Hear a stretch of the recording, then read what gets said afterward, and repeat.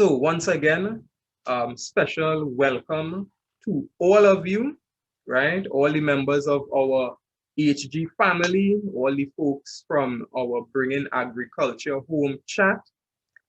It is a pleasure for us to be with you again today, this Thursday afternoon. So I don't want to extend the introductions for too long. Mr. Atching is already here with us. And I don't know about you, but I am very excited to hear what he has to share today. All right, so let me see. I'm seeing in the chat, someone said not hearing. Okay, grow, great. So I hope the intro video would have given you some instructions if it is that you are still getting trouble with your audio. All right, so Mr. Atching, let me hand right over to you, sir. And let's enjoy the session. Okay, thanks again, Kevin, for the very kind introduction and the opportunity again to share with your members. We just did a brief introduction to how wide intellectual could be the last time we met. And I was asked to focus on, which aspects of intellectual property would apply to the field of agriculture, right? So there are a few of them we will get into. I was asked to just share a bit about my journey to here. I'm not just somebody talking from reading a script on agriculture and IP. That's something I studied many years ago at UWI with that intention to feed the world. Once upon a time, that's when there was a famine in Ethiopia, and I was an impressionable teen doing A-levels, and I thought I need to do something about this. Feed all those starving people. That's before I knew anything about politics and misguided priorities regarding expenditure. We realized that they're not really starving. Somebody is not spending the money in the right place, but that's another story. But that is how I started getting into that part of my career. But the leading up to that is that I was exposed to hydroponics in my early teens because my dad was a very industrious fellow, and so he would have, while he was recovering from surgery, would you believe he built a greenhouse in the backyard. A hydroponic greenhouse, and that allowed us though to get to see and get involved in some areas that were close to what I was interested in. So lots of math and lots of chemistry and botany, of course. We were introduced to the Sutton hydroponics. That I don't know if many of you are old enough to remember when there was something called Sutton greenhouses or Sutton hydroponics behind, which was established behind undercover nurseries in Santa Cruz. They had leased some land behind there and had established some huge greenhouses which we had never seen before. These 70-foot greenhouses that were chilled by evaporative coolers, and they were growing hundreds of heads of lettuce per day without soil, and that was considered pretty radical in those days. And they were supplying these supermarkets in St. James and environs. And this looked very tidy to us. So we built a greenhouse without the evaporative cooling, though, just the cover on the sides. But we learned all about plumbing and nutrient flow and timers and nutrient formulations from that.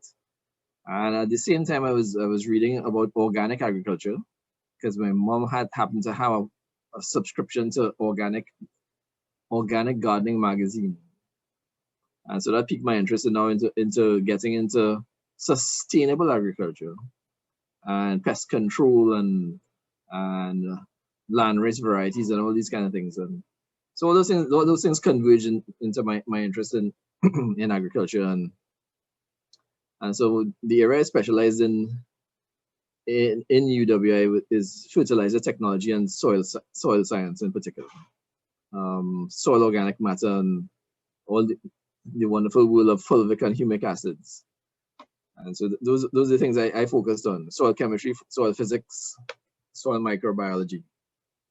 You might think that that's a long way away from where I am now, but not necessarily. Essentially, we were scientists at heart. It just we happen to be focusing on a scientists who grow food. And so that was a long journey, and eventually landing. And I did work in undercover nurseries for a while when they were doing golf course construction in Tobago. So I was a grass man. My job was to establish the turf and to deal with all the agronomic practices in raising turf and digging up turf to plant out, and to enough turf to plant a golf course, that kind of thing. So that again, that's back to soil prep, soil manipulation, working with construction engineers, etc. So those are some of the ways I got involved into organic agriculture, and the segue into aquaponics came from looking after fish. It wasn't my interest really. Somebody gave one of my kids a fish as a present. And of course, what happens when you give young children something like that, small creatures to look after, you, out of concern for the well-being of the creature, end up looking after it, and it becomes your fish because they're not feeding it anymore. And so that's I don't know if any parents know about that journey, which is why I have resisted getting certain pets, because I say you're all just going to neglect it, and it'll become my pet eventually. But the fish were harmless because they were noiseless, and for the most part not smelly, and they could be managed easily, and that fit into my whole practice of being sustainable and harvesting rainwater to put in the fish tank, and then using the fish water to water the garden, and that kind of cyclic thinking. And so I think there was a crisis some years ago regarding safety of fish caught in the sea, and people started floating the idea, well, if we can't trust the fish we catch, how about if we grow our own fish? And that led to backyard aquaponics. And I learned from people, the fish are almost a byproduct in aquaponics. You do it more for the greens, and we actually generate more greens and seasoning than harvestable fish. So the fish are almost like an add-on. What we're interested in is the poop. So when people come to me, and I often give them this story because we get many requests, and from very industrious people in Trinidad and Tobago who have been designing many variants of aquaponics or hydroponics. And the thing is, they've been designing things using off-the-shelf parts. Nothing wrong with that. That's how we learned. Most of us went to the University of YouTube to learn all the skills. And if you're a handyman and not afraid of basic plumbing, you can do all these things. And it goes hand in hand with a background in chemistry and measuring things to see so that you're not doing things by VAPs, and you can do it.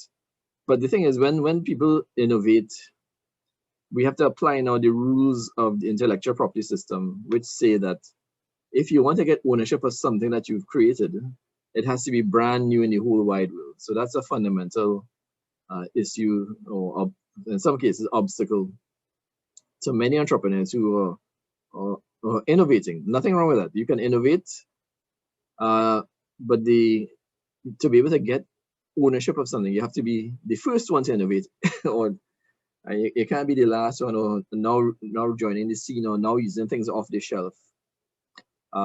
Because there's some fundamental parts to hydroponics and aquaponics, where the plants grow, how the nutrient delivery, pumping system, drainage systems, lighting systems, and what varies is how these things are controlled, and that's where the patterns tend to be. But I wanted to share some slides on another aspect of that we do encounter in Trinidad and Tobago, to a lesser extent among hobbyists, is plant breeding. Okay, so it's one of the rights. If I can get to share my screen, share a slide with you. So I hope everyone can see that. Yes, I am Right. seeing your screen. All right, so I'm gonna start the slideshow. Right, so you should be able to see my full screen there. All right, so if you recall, we spoke about copyright, yes, but we also spoke about something called industrial property, and we went into patents and trademarks, which is branding, industrial designs, plant varieties, geographical indications, integrated circuits, and trade secrets. All right, so these are the point we were making is that these types of rights are not automatic like copyright. These are territorial rights, meaning that you have to apply for them in very specific manners and pay fees and hope that we grant it for you to then to have an enforceable right. Okay. And the reason why you do these kind of things is to stop other people from using it without your permission. So if you've made a breakthrough in some area of science or an innovation, the commercial thing to do, or the commercially wise thing to do, is to see, well, can I corral the dissemination of this information as far as possible for my benefit, so I can exploit it. I alone can exploit it.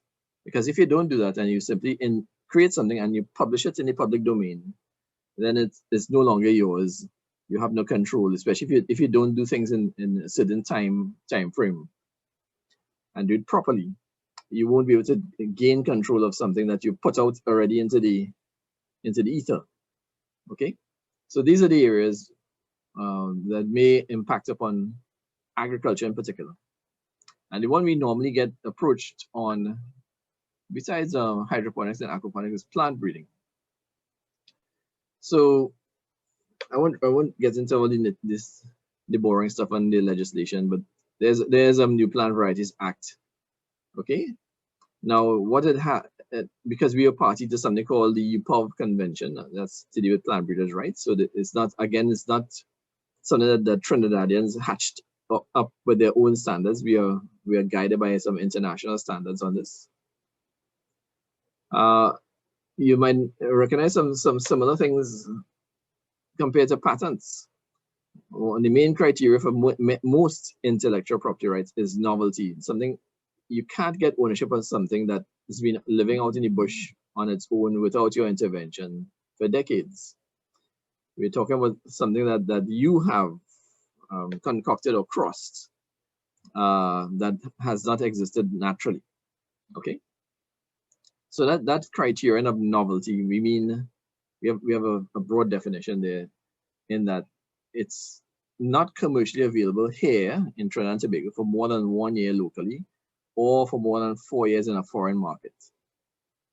And this is important as if the country is considering expanding its laws on plant breeders' rights, because what it means is that people can't come now from with old stuff to now register in Trinidad and Tobago. It has to be going forward, nothing older than 4 years abroad. And I have a lot of pictures there of our local cocoa, because we have a long heritage, like 7 decades worth of very intense cocoa breeding for flavor and disease resistance, and it's world famous. That's not just old talk or an idle boast. It is world famous, and it does get a different price, a higher price compared to bulk cocoa or forastero cocoa. But the criteria seen there are unique to plants in particular. So when we say distinctness, to get your new variety, your plant, besides being new, it must be distinct, meaning it must be distinguishable from the old varieties or other varieties that you may have used across to get what you come up with. I think that part you're looking at, there's probably a 1388 which is a descendant of 1188, TSH 1188. It's one of those pods that are multicolored. There's a red carnival cocoa there. It has every color except blue. So you have to be able to tell it apart from the other cocoa varieties. And also, whatever sets it apart must be uniform.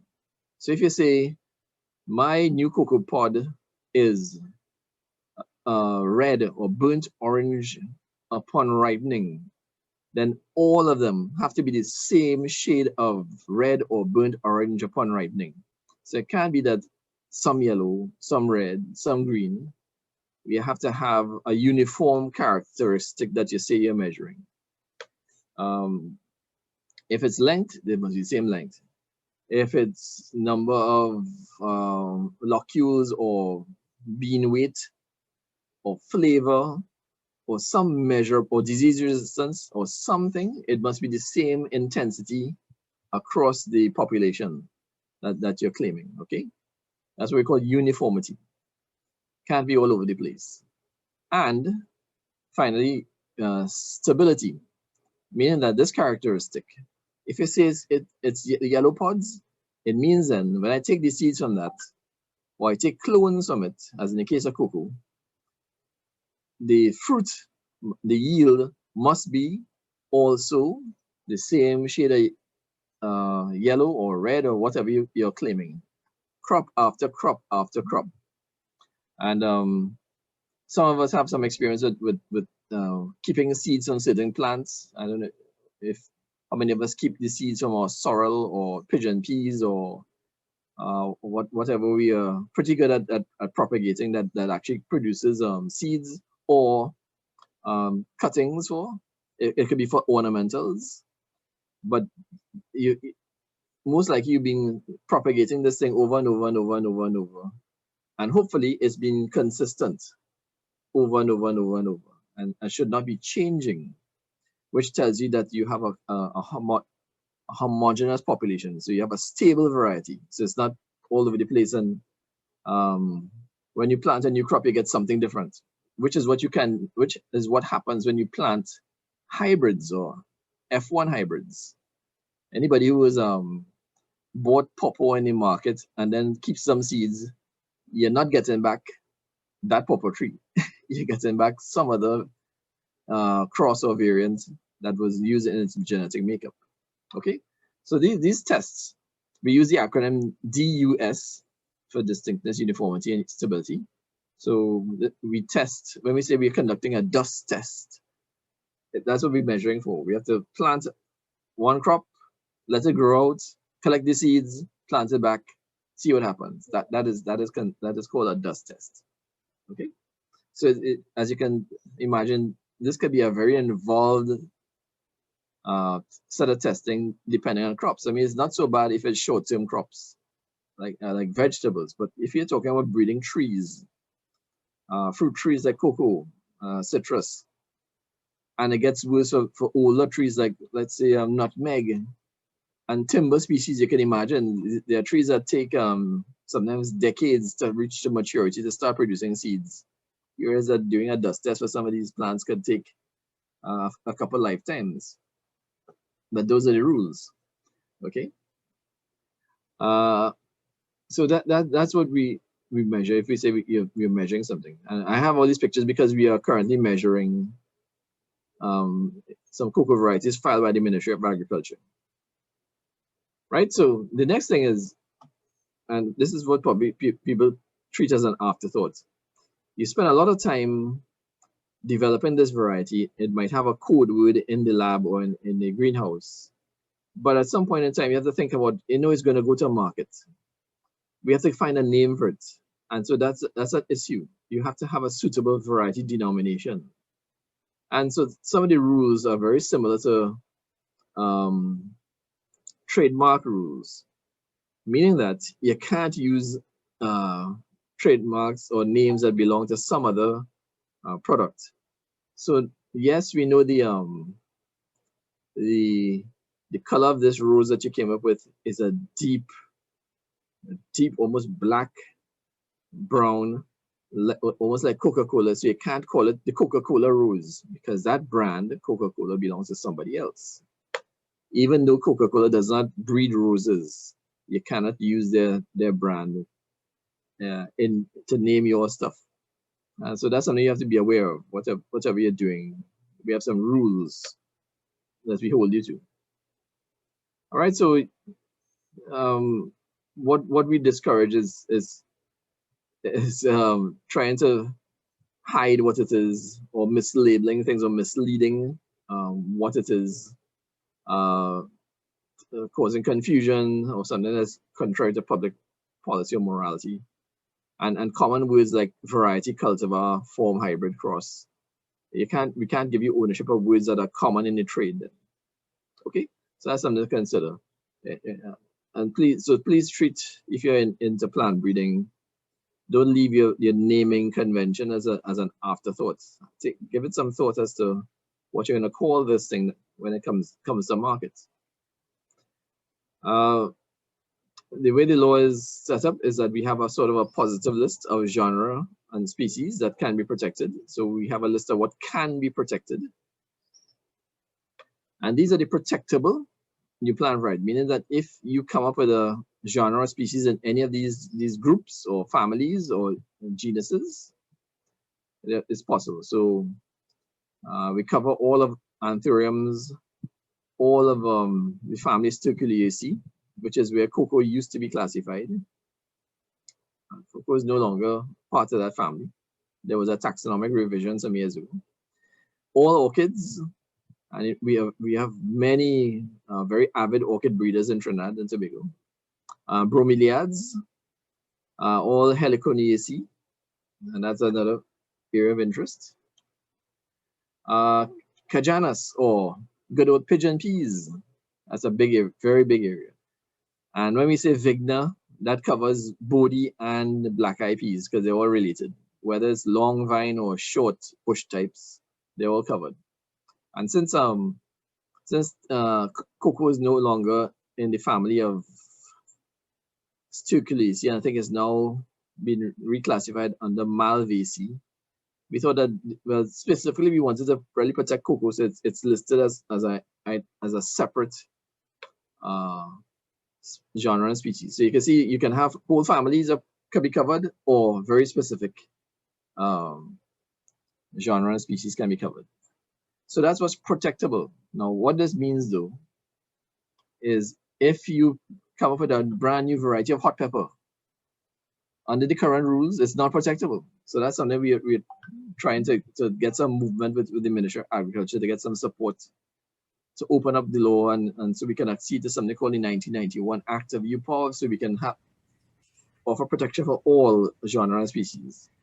All right, so that what you're saying right now, our Moruga scorpion, we cannot claim any rights to that per se.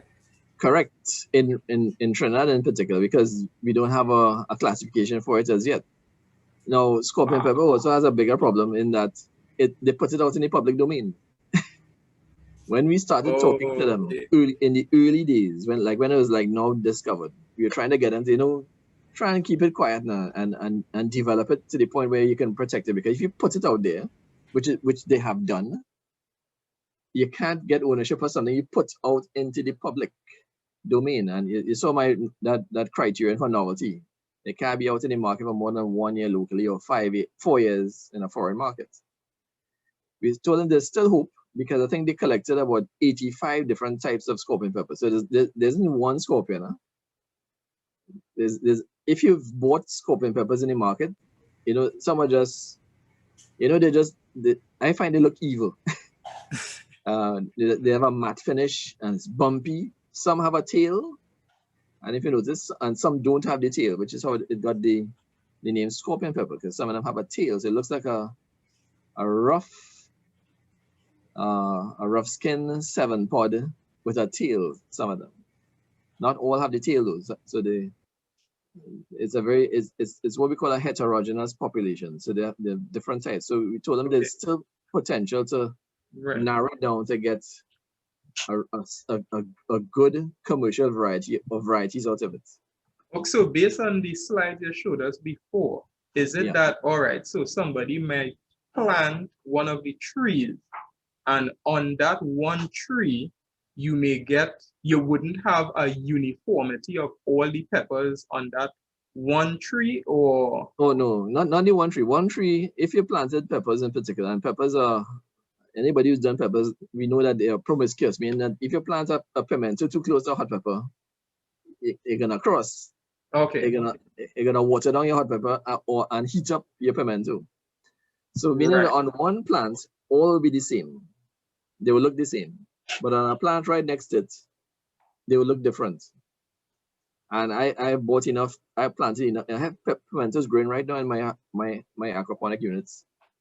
And you can see the difference in shape. One is long, the normal torpedo shape ones. One is very thin. One is round and fat. And that's all pulled out from the same tree in the garden center. So it's a mixed population. okay, So what we're trying to say is that if you want all to be one type, you'll have to take the one that you want and keep the seeds from that and only grow just that to try and get all of them in the same, looking the same then. And when fellas breed for commercial, you're looking for a plant that could stand up good and bear heavy, because the thing with mixed populations like that, you will find some plants that have some super hot peppers, but they only bearing 2 or 3. Serious, that is not a commercially viable variety. So you need to cross that super hot fella with a different plant that maybe not so hot. That would, for example, have now, it is more prolific. So what you really want as a good farmer is the characteristics you want, and one plant giving you plenty fruits, and is resistant to lodging, so it doesn't fall over. Has a good good root system. It's vigorous. It's not susceptible to diseases. So these are the kind of things that plant breeders put into, or the cross to get. And that comes from observing a bunch of trees or plants out in a field to see who you'd like to keep or cross together. right. Well, And that's we a would have lot of work. definitely discussed some of that in the animal webinars we did Yes. last year. Right. So I think for those of you who would have attended some of those sessions in 2020, you would be also familiar with this concept. Because yes, you want to get the traits that you're looking for. So you see what will give you that, and you find a way to bring them together. Let me answer a question, because there's a question that normally comes up right after you talk about animals. How come there's no protection for animal varieties? Well, that was a decision made decades ago before my time, and I think they thought it might present some ethical issues, because once you start saying I can protect one animal, it's just a few jumps before you can start saying, well, I'm going to protect a human. And so they've excluded normally bred animals from protection.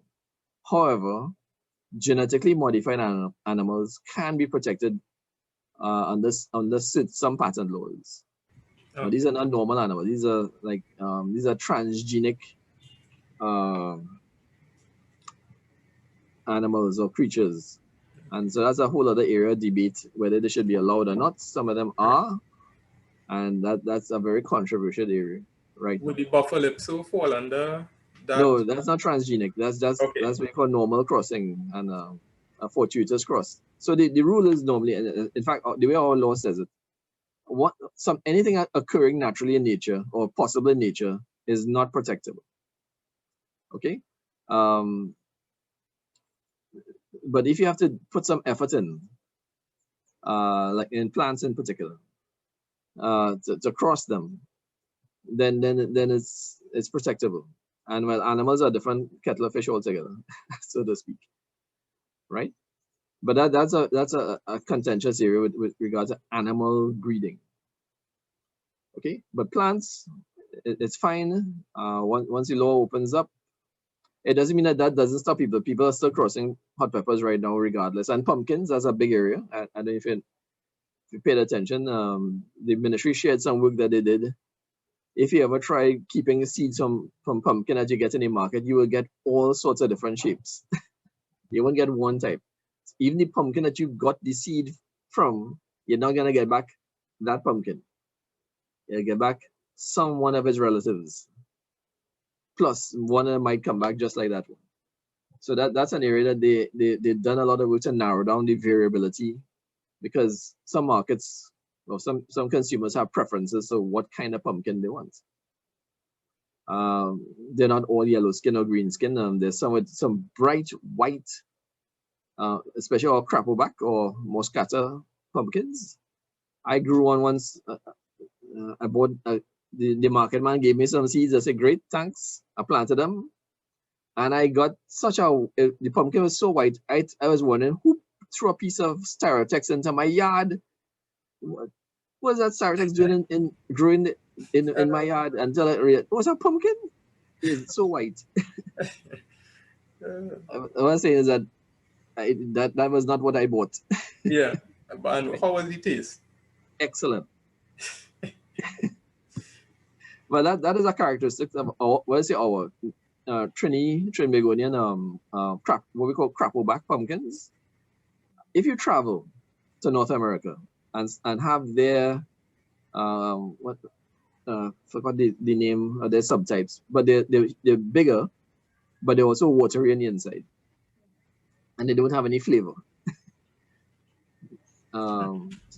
If you have that chance, you understand that's why they're amazed when we talk about pumpkin here. We talk about a firm, solid vegetable that can be steamed. For them, pumpkin is a watery thing. You can't eat pumpkin. You have to have pumpkin soup. Okay. Right? They don't get firm pumpkins like what we get. Okay. Well, that's just variety difference. Yeah, this question is, I don't know if it's a little further down in the conversation, but just like what you said there. So what if someone is breeding this particular type of pumpkin, and the products that they are creating from, well, they are only creating, let's say, value-added products from that particular type of pumpkin, right? Especially if it is one that you might only find in a particular region. Would it be easier to get certain types of protections for a situation like that? Yeah, it depends on what law is in place. Now, under where we would like to go, something called we are party to something called the 1978 Convention UPOV. So that gives us the rights you're seeing here. There's a new act called the 1991 Convention, which would give the breeder control over what we call the harvested material. So that means the product that comes out of it. So that is one form of right, the harvested material for the plant breeder. If the characteristics are special to an area or to a methodology of production, there may be the possibility of geographical indications. If you recall, we spoke about geographical indications last time, and cocoa is one such good area, and cocoa, cheeses, champagne, and these are all agricultural products that trace their qualities to some kind of region where we say, well, there's something special about that region, about the soil, the climate, the production processes, the microflora that might be there to get involved in fermentation processes, because that's a big part of cheese. To get blue cheeses, you have to have the right kinds of molds to infect. Well, I say infect, to inoculate the cheese to get the color. And there's a cheese, I keep forgetting the name, but that's the one way you have to let cheese flies land on it and lay eggs in it to get the maggots to process the cheese further to get a cream cheese out of it. But the cream cheese is really what's left over after the maggots finish. So there are different levels of production that people pay good money for that. Boy, that is Yeah. Those are high end cheeses. Like you're familiar with the oh gosh, I can't pronounce the name. The coffee they get out of the the poop from certain types of lemurs. They have to eat the coffee bean. The coffee bean passes through the digestive tract, and then people collect that bean, Yeah. and they brew a particular type of coffee from it, a Yeah. high-end coffee. Yeah. Weird. Weird, but profitable. Yeah. It's all how you package it and present it. Yes, again, I don't know who's the first brave person that decide, I wonder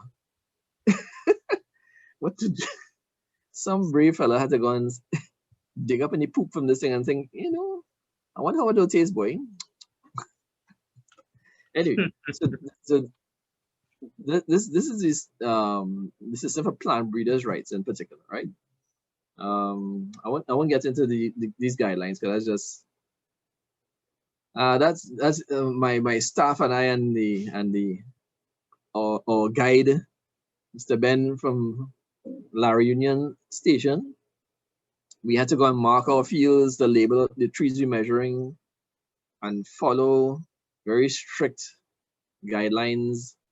Time of year, which means that things like this year, we would try and measure during our dry season. Well, this dry season was so wet, it threw off all the readings for sugar content. But yeah, so we out in the field measuring and taking notes on types and descriptors. You wouldn't believe how much variability there is in cocoa until they get into the fields they have there, and the cocoa, the gene bank. There's a cocoa gene bank where there's a library of nearly all the cocoas from around the world in there. Okay, that's a very, very valuable resource we have in Trinidad and Tobago. And so we have to we are now wrapping up our measurements. We take out the seeds. We have to measure the pod thickness, weight of seeds, sugar content. Lots and lots of fun. Right? So I just wanted to skip over that part. The other big area, and this is the area where we get asked a lot of questions from innovators, is patents for aquaponics in particular, and hydroponics. And I want to also promote a flip side of this notion. Yes, the system is there for you to possibly register your designs or your innovations in, let's say, aquaponics or hydroponics. And it has to be different. It has to be newer. That's a big important and inventive, and it must work. But there's a flip side of this situation.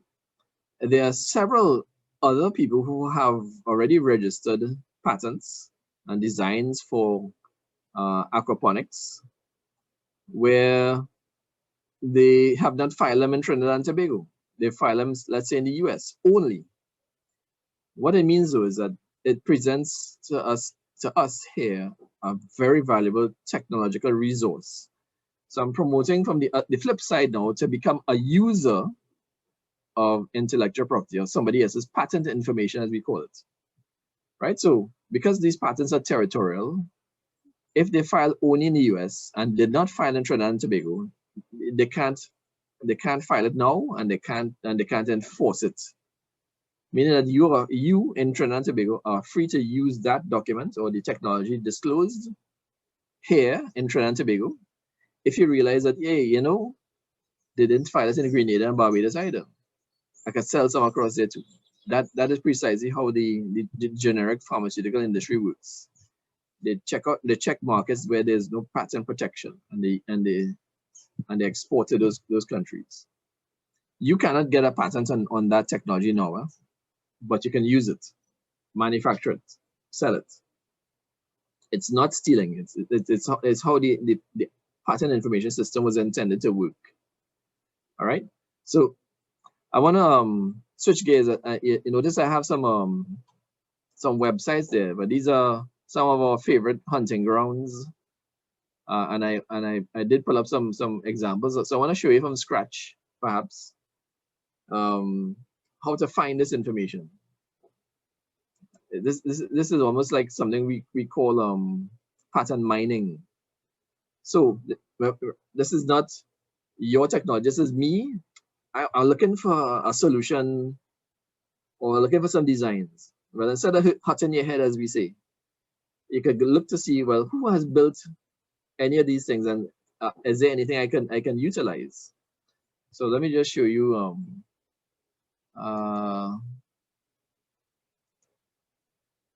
Oops. Let me just show you from scratch. And this ties into what you were telling us last time, where people often innovate without doing their research. So you might Yes, think you have something new, but in actuality, it has been in existence for quite a while. correct. So let's start with good old Google. So one of the links I put up there, and I'm gonna share this with Cohen, and you can distribute it afterwards, so you can see for yourself. If you go into something called Google Patents, I'll give you a step by step. There is Google Patents. So they have a special website that actually, I think it taps in mainly to US patents, but that's still a good market. So it just gives you a search mask, and you could ask it any question, but it will return actual patent documents.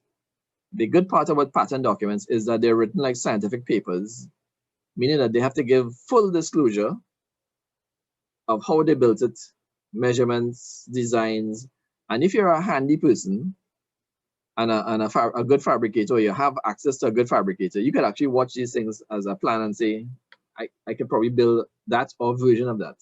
I'm gonna give you a simple example. I just put in simply just aquaponics. Let's just show you how easy this is. Right. And it turns up a bunch of existing systems. Right. And I'm just gonna pick one from the top.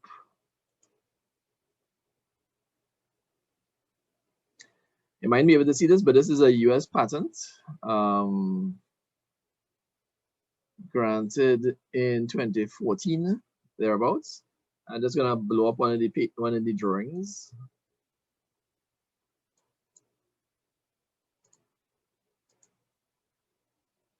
I hope you can see that. So this is a multi-level. Yes, seen it clearly. Right, this is a multi-level, and this, if you've done enough of these things, you will see some common themes here. I like the fish. Right, yep. Not drawn to scale, but you can see now all these are annotated drawings which are explained in the description. But you can, if you've done enough of these, you know how it works. So nutrient goes to the top. It waters the roots by aeroponics or by nutrient film or by flooding. And this one in particular has a slope, like most do, to utilize your gravity, and it collects back the nutrients which go back to the fish, and then the fish water then goes back up, and there's usually the diagram on the left side details how the solids collection system or solids filter system will work, right? So and those of us who have built enough of these things know that I can know how to do a layered filter system using floss and various grades of meshes, and because depending on how big your system is, fish generate a fair amount of poop, and there are also solids coming out of the plants like old leaves, rotten fruit, roots, earthworms. I have lots of earthworms in my aquaponics, which the fish don't mind at all, and the worms get flushed into the fish tank. That's free food for them. But this just gives you an idea of, you didn't have to design this yourself. You go online and looking for design, and if you read the rest of it, you get some details as to where to put the pump, how the collection system works, because some of them are pretty detailed. I might need some professional advice. Like for example, the swirl system for the collection is pretty clever, I find. I don't know if you've ever seen anything like this, but this is how we do solids collection. You try to concentrate it into one place. So it's not just floating all over the place, but you have to have some space to do these kind of things and know what you're doing with water flow. But what I'm indicating is that you didn't have to. This is something that you could, if you're skillful enough, you can build. And it didn't cost you anything in terms of R&D. Just gonna pull up another one. This one, fish and shellfish rearing and plant cultivation. Wow, this is something I think they want to start promoting. Oh, no images. This is the one without images. Not all of them have drawings. It's probably this one. Okay, so Yeah. quick question. So because Sure. all of these are in the public domain, Yep. right? It is not illegal to use it and build, one of these systems. You would just not be able to claim it as something you invented. Correct. The safe thing to do is always you find one that you're interested in, like this one. Right. You come and check with us. Is this protected? Because this is what all the commercial people do. They're interested in technology. They come in it and they have access to a source. They simply come and write the office, send a drawing, or if you have a number, like these some of these have numbers. See, and it's so and so pattern number this protected in Trinidad and Tobago, and we can give you a quick response, yes or no, right? So it's just just highlighting and a flip side of the IP system, because very often we think about intellectual property in terms of my invention and I need to lock it up and protect it. And there's another approach, and this is the flip side, where I use the patent system as a source of technologies that I might be interested in. Okay. Here's another similar. You've seen some familiar themes here. If you're doing multi-layered aquaponics, I didn't tells you where to put the bell siphons, and these are all things I learned from YouTube and from watching professional plumbers do stuff. Yes, I took notes. So this is just one area, and that where we use just a terminal, just aquaponics. No, I'm just curious to see if you put in hydroponics, what would you get? You get a whole bunch of other patterns. Let's look for one here. And you start seeing some similar things. So we've seen some of these things advertised. Fully contained, self-contained units that you're gonna have in your basement or your living room and grow your greens, because they have lighting systems and nutrient flow systems. And for those of you who are interested or heard about it, this is how some of these guys manage to grow marijuana in an apartment building, like that very industrious student from UE who got caught some years ago growing weed in his dorm room. Industrious. Very industrious. But I mean, we pray that our industriousness remains in line with the law. Yes. No, so all right, so this is really, I mean, I never looked at it from this perspective. Yeah. Right. So for a company that might be interested in saying, well, you know what, I want to get into agriculture. I like this thing called hydroponics. I am looking for a system or systems that we can build and sell. Right. So this is also a resource that a company could turn to, because it seems like in certain circles, this is sort of regular practice or part of Yes. their own due process is not the word that I'm looking for, but their own, you know, experience and business acumen. You're not trying to reinvent the wheel, as we say. Correct. This is very much so. The people who get involved, and I know a number of people who've gotten consulting jobs and and contracts building stuff that they're not claiming is theirs, and they get full disclosure. This is not my design, but this will fit the job for what you're asking me to do. Here's a solution.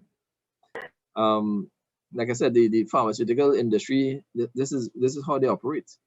Some drugs are protected in Trinidad, not all, and the importers know that they can find a generic, a much cheaper version of certain drugs, and they'll write us first to ask, is it protected or not?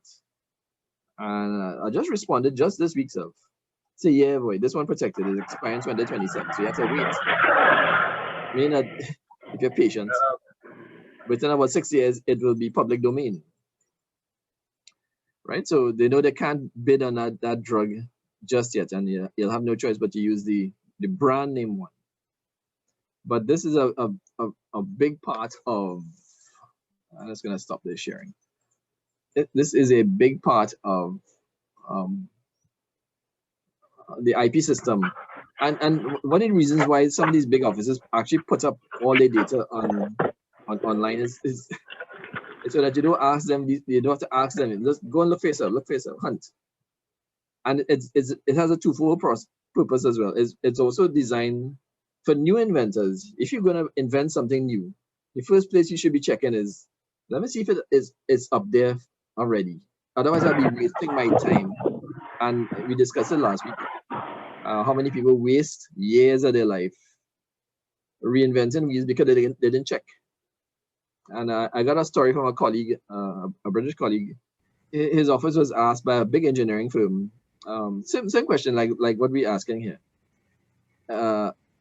We're having a problem with this process, and it's sludging. Are there any patterns that deal with sludging in this process? And the examiners went and checked and said, yes, there are a number of patents that solve this problem that you have with sludging. And guess what? Your company owns it. So, I mean, that was a classic. Meaning that the company ran the problem decades ago. The old engineers solved the problem, filed a patent. The old engineers retired. The young fellas come up, put into the same problem again, and we're about to spend money to solve the problem again. Not realizing that, we own the solution already. Yeah, that's a classic. I mean, that was a classic case of talk about not doing your homework. I mean, you don't even know what you own. Right. And now, which is why the system is there for public access, so that you don't waste money, because companies do waste money reinventing wheels. We have a number of companies we kind of rescued in Trinidad who were paying royalties to somebody else because they bought the equipment from a foreign company. The company showed them their patent, say, look, we have a patent on this, you have to pay us. And they didn't ask any questions. They just paid them royalties, not realizing that that patent they showed you there is not a TT patent, is a US patent. He cannot compel you to pay royalties if you're using the technology in Trinidad and Tobago, because he has no rights here. And when that fellow realized that he has been paying money for years, man, he used some long bad words, and but he was glad for the information that saved them from losing more money unnecessarily. Yeah. So that's a this kind of information can actually save your money if you're a company and you're using licensed technology, or you thought you licensed it. The main thing that you might have to license for anything these days is software, because software is copyrighted, and because copyright is automatic, that means a foreign company has copyright here. So you have to deal with software licensing, yes, but not the hardware. The hardware is if it's protected by patents here. This is I don't know that should be of use to many people now. No, well, I know at least one of our participants is very excited, and I hope everyone appreciates why we do these webinars. Because when we say business, business, is so much wider than the average person considers, especially those of us who might grow up. And when you think business, the business we might more be closely associated with is, Tanti Jean Parlor across the road, Yeah. and these level of businesses where the one person is probably chief cook, bottle washer, everything, and not realizing when you talk about a Coca-Cola, you talk about a KFC or one of these enterprises, how much more is involved on a regular basis and how important all aspects of this thing is. So my mind is blown, as they say. I mean, this was a really excellent session. I am not sure if we have any questions. Let me check the chat. I don't see anything in the chat, but Yeah, so if we are anybody has any all questions, no problem. I'll be happy to answer them. right. Sorry. So we are already at 3. Josh asked. Hi, I wanted to ask a question. Sure. So in the case where you mentioned that a certain company owned a patent and they were having a certain party pay royalties on that patent, but they really didn't have rights in that area. Yep. If I find myself in that position where I'm paying somebody royalties and they really didn't have the rights to in my country, then am I able to file a lawsuit against those persons for monies paid?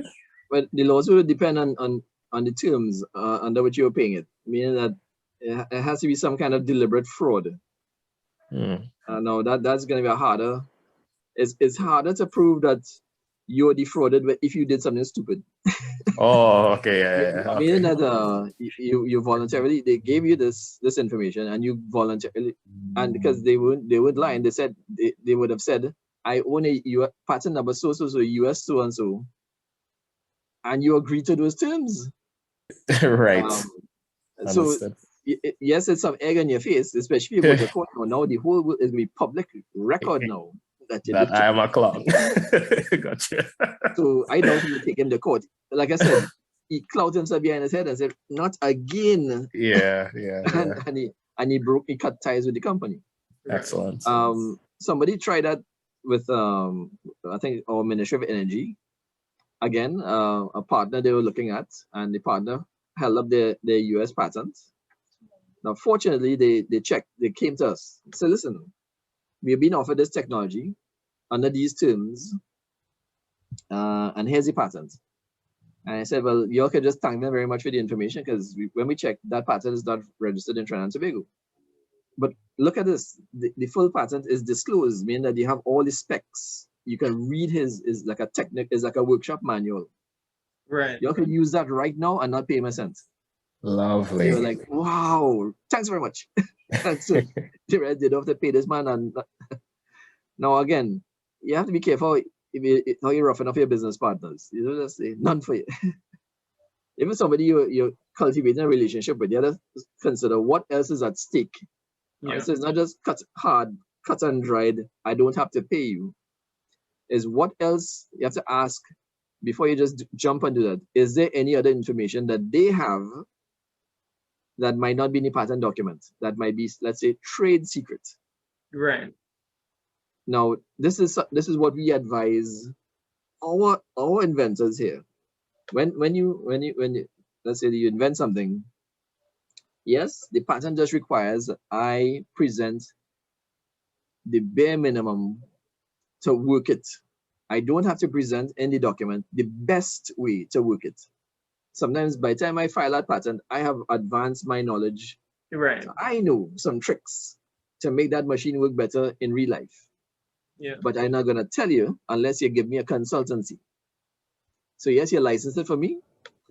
And if you pay me my consultancy, I will tell you some tricks that I have discovered along the way that are not in the patent documents. And that is part of tactics now. Right. How to get the most out of your knowledge that you have. Just remember that there's always, you talk to anybody. It could be a scientist, it could be a mechanic, who has no engineering degree, but he knows the best way to pull off a velocity joint or put it back on. And I am always amazed when I watch these fellas work, like, oh, they figure that out, you know. You're right. But there's value in people who work in these industries who are what I always respect, what I call subject matter experts, and I have a lot of regard for their opinions and their knowledge. So that door swings both ways if you're getting into an arrangement with somebody. So it's not just cut and dry, but I don't have to pay him. Yeah. It's like, what else is in the relationship that I am interested in, that I need? Okay. Understood. Right. All right. Part of business, as they say, is knowing which fight to fight. Not all right. Not everything you have to fight up with just because I have the right to do so. Yeah. So, well, I guess this, even as you weigh and consider options, as much as we have the law, you also would have to consider your own ethics and your own core values as to, what you feel should be done. Because even like, let's say in the case of the patent, just as you said, it may be legal to go ahead and, just take this thing and run with it. But is it still something that you as the business owner or the team would feel comfortable doing? Because just as people have different value systems with life, even in business, right? Some people might have a philosophy, success by all means.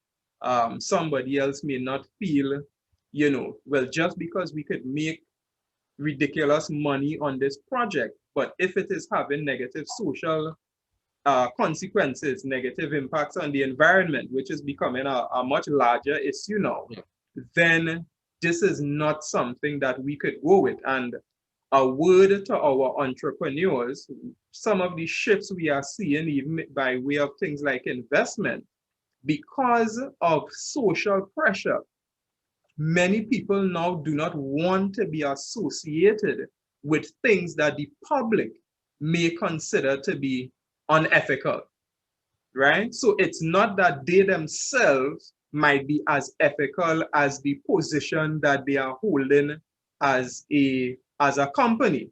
Many times it is not until the social pressure you might see people now beginning, to change the way they do things, even though they would have probably had that information all along, that this is some of the effects that we are having on the environment and so forth, right? So this was very informative. Do we have any other questions?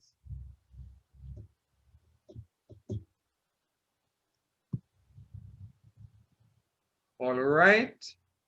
As you just indicated, we do meet people who are uncomfortable with what is allowable, meaning that yes, the patent information system allows you to use somebody else's technology for free. Some people find that doesn't sit well with me or my value system. It is not stealing. The system does accommodate for it, but again, you have to live with you. So what we're letting you know is that the law allows this.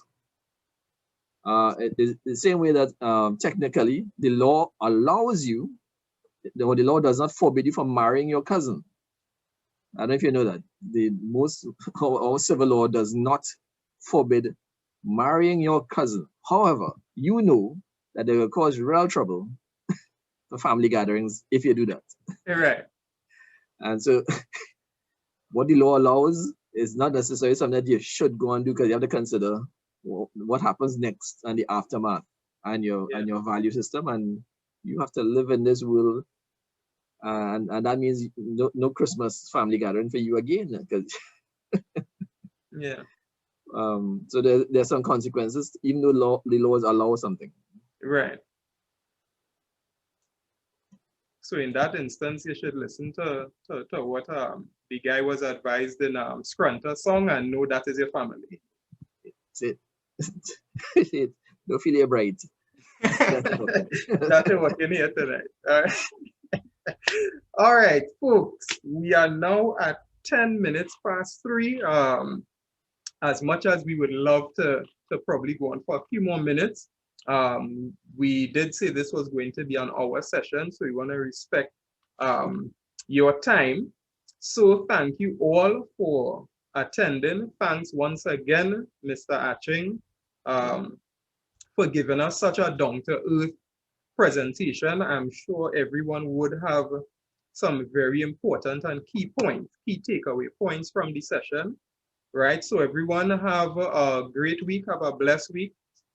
Let's continue to do what we should in light of the situation we are in, as well as let us continue to remember that in spite of how challenging it may be, and in spite of the situations we may see as giants, we have to have a hope. We are entrepreneurial. We are a resilient people.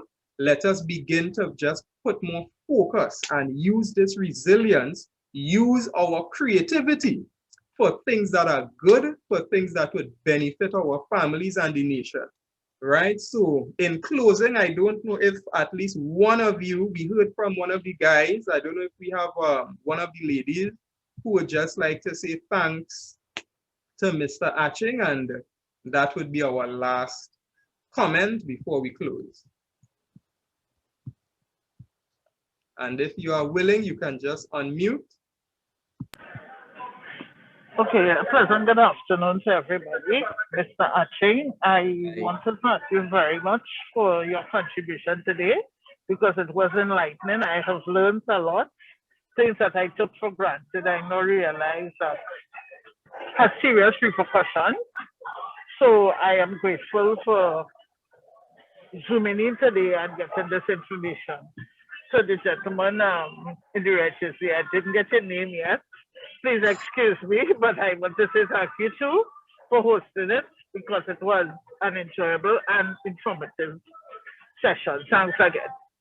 Most welcome. Yes.